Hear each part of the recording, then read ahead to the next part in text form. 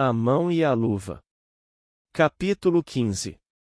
Embargos de terceiro. Durante 3 dias deixou Luís Alves de ir à casa da baronesa, estando aliás a morrer por isso. Entrava porém no plano esta ausência, era das instruções que ele mesmo dera ao seu coração, não havia remédio senão observá-las. No 4º dia recebeu um bilhete da baronesa que o cumprimentava pela eleição. A mala do norte chegará, e com ela a notícia da vitória eleitoral. Estava Luís Alves deputado, e enfim dará sua demão no fabrico das leis. Estevão foi o primeiro que o felicitou, era o antigo companheiro dos bancos da academia, tanto ou mais do que os outros devia aplaudir aquela boa fortuna. Não lhe escondeu, entretanto, a inveja que ela lhe metia. Deputado! Suspirou ele. Oh! Eu também podia ser deputado. Estevão dizia isto, como a criança deseja o diche que vê no colo da outra criança. Nada mais. Eram os seus sonhos de outrora, que renasciam tais quais eram, inconsistentes, vagos, prestes a dissiparem-se com o primeiro raio da manhã. Luís Alves apressou-se a ir agradecer à baronesa a felicitação. Guiomar teve um leve estremecimento quando o viu, mas recebeu-o tranquila e risonha, quase indiferente. O advogado era hábil, não a perseguiu com os olhos, sobreacordar a atenção das demais pessoas, era seguir o método comum. Ele não queria parecer-se com os outros. Guiomar, entretanto, observava-o a espaços, de revés, como a querer surpreendê-lo, a pouco e pouco, porém, o seu olhar foi sendo mais direito e firme. O de Luís Alves era natural e igual como antes era, como era ainda agora com todos. Ao sair, junto à porta de uma sala, onde acaso a topou, Luís Alves teve ocasião de lhe dizer esta simples palavra. Perdoou-me? A moça retirou a mão, que ele tinha presa na sua, e furtou o corpo, ao mesmo tempo que lhe caíam as pálpebras. Perdoou-me? Repetiu ele. Guiomar retirou-se sem dizer palavra. Luís Alves esperou que ela desaparecesse e saiu.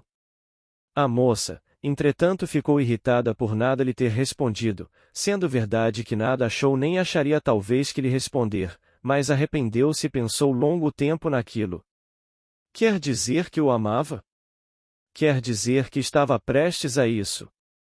A arraiada branqueava o céu, tingiria depois o cimo dos montes, entornar-se-ia enfim pela encosta abaixo, até aparecer o sol contemporâneo de Adão, e do último homem que há de vir. Dali a dias, entrando Luís Alves em casa da baronesa, teve a boa fortuna de encontrar a moça sozinha, na sala do trabalho, donde a baronesa se ausentara 5 minutos antes. Mrs. Oswald achava-se fora. Era a hora da tardinha, o dia estava prestes a afogar-se no seio da noite. Guiomar, molemente sentada numa cadeira baixa, tinha um livro aberto sobre os joelhos e os olhos no ar. Luís Alves surpreendeu-a nessa atitude meditativa, mais bela do que nunca, porque assim, e àquela hora, e com o vestido meio escuro que lhe realçava a cor de leite da face, tinha um quê de gracioso e severo, ao mesmo tempo, que parecia buscado de propósito para recebê-lo. Minha madrinha já vem, disse Guiomar logo depois de lhe estender a mão, que ele apertou e sentiu um pouco trêmula. Talvez daqui a 5 minutos, disse ele, é bastante para decidir o meu destino. 2 vezes lhe perguntei se me perdoara, pela terceira lhe peço que me responda, custa pouco uma única palavra, custa menos ainda, um único gesto. A moça olhou algum tempo para o livro que tinha diante de si. Amanhã, porém, era já alta no coração de Guiomar, a claridade intensa, o sol quente e vivo, porque ela não olhou muito tempo para o livro, nem hesitou mais do que era natural e exigível naquela ocasião. 2 minutos depois fez o gesto, um gesto só, mas ainda mais eloquente do que se ela falasse, estendeu-lhe a mão. Luís Alves apertou-lhe entre as suas. A comoção era natural em ambos, ali estiveram alguns instantes calados, ele com os olhos fitos nela, ela com os seus no chão. As mãos tocavam-se e os corações palpitavam uníssonos. Decorreram assim 5 breves minutos. Ela foi a primeira que rompeu o silêncio. Um gesto, um só gesto, e é o meu destino que lhe entrego com ele, disse Guiomar olhando em cheio para o moço. Ainda não. Se os nossos destinos se ligarem, estou convencido de que o meu amor, pelo menos, terá a virtude de a tornar feliz. Mas nada está feito ainda, e se eu fui breve e apressado na confissão, não o desejo ser na consagração que lhe peço. Luiz Alves calara-se, a moça olhava para ele como buscando entendê-lo. Sim, continuou ele, melhor é que não ceda a um instante de entusiasmo. Minha vida é sua, todo o meu destino está nas suas mãos. Contudo não quero surpreender-lhe o coração neste momento, no dia em que me julgar verdadeiramente digno de ser seu esposo, ouvi-la-ei e segui-la-ei. A resposta da moça foi apertar-lhe as mãos, sorrir, e embeber os seus olhos nos dele. O passo da baronesa interrompeu essa contemplação. Guiomar amava deveras. Mas até que ponto era involuntário aquele sentimento? Era-o até o ponto de lhe não desbotar a nossa heroína a castidade do coração, de lhe não diminuirmos a força de suas faculdades afetivas. Até aí só. Daí por diante. Entrava a fria eleição do espírito. Eu não a quero dar como uma alma que a paixão desatina e cega, nem fazê-la morrer de um amor silencioso e tímido. Nada disso era, nem faria. Sua natureza exigia e amava essas flores do coração, mas não havia esperar que as fosse colher em sítios agrestes e nus, nem nos ramos do arbusto modesto plantado em frente da janela rústica.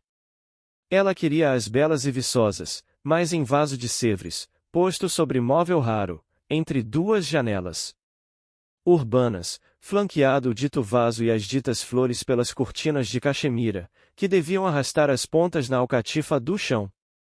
Podia dar-lhe Luiz Alves este gênero de amor? Podia, ela sentiu que podia. As 2 ambições tinham-se adivinhado desde que a intimidade as reuniu. O proceder de Luiz Alves, sóbrio, direto, resoluto, sem desfalecimentos, nem demasias ociosas, fazia perceber à moça que ele nascerá para vencer, e que a sua ambição tinha verdadeiramente asas, ao mesmo tempo, que as tinha ou parecia tê-las o coração. Demais, o primeiro passo do homem público estava dado, ele ia entrar em cheio na estrada que leva os fortes à glória. Em torno dele ia fazer-se aquela luz, que era a ambição da moça, a atmosfera, que ela almejava respirar. Estevão dera-lhe a vida sentimental, Jorge a vida vegetativa, em Luiz Alves via ela combinadas as feições domésticas com o ruído exterior. Uma vez entendidos é difícil que 2 corações se encubram, pelo menos aos olhos mais sagazes. Os de Mrs. Oswald eram dos mais finos. A inglesa percebeu dentro de pouco tempo que entre eles havia alguma coisa. Interrogar a moça era inútil, sobre perigoso, seria ir, de coração leve, em busca de ódio, talvez. Todavia, se ainda fosse possível salvar tudo, Guiomar resistiria dificilmente a um desejo da madrinha, era possível vencê-la por esse lado. Mrs. Oswald concebeu então um projeto insensato, que lhe pareceu aliás excelente e de bom aviso. O desejo de servir a baronesa e levar uma ideia ao fim. Tapou-lhe os olhos da razão. Ela foi diretamente a Jorge. Sabe o que me está parecendo? Disse ela. Parece-me que há Mouro na costa. Mouro na costa! Exclamou Jorge com uma tal expressão de desgosto, que era fácil compreender o fundo de suspeita já existente em seu espírito. Nada menos, disse a inglesa, mas um mouro que se pode capturar. E a inglesa expôs um plano completo que o sobrinho da baronesa ouviu um tanto perplexo. O plano consistia em ir Jorge pedir à moça a baronesa, em presença dela própria. A baronesa, que nutria o desejo de os ver casados, não deixaria de fazer pesar o seu voto na balança, e era muito difícil que a gratidão de Guiomar não decidisse em favor de Jorge. A gratidão, e o interesse, continuou ela, devemos contar também com o interesse, que é um grande conselheiro íntimo. Ela não há de querer sacrificar a afeição da madrinha, que para ela vale. Oh! Que triste lembrança! Interrompeu Jorge, recuando diante da ideia de Mrs. Oswald. A inglesa sorriu, e deixou por mão aquele argumento, firmou-se porém no da afeição.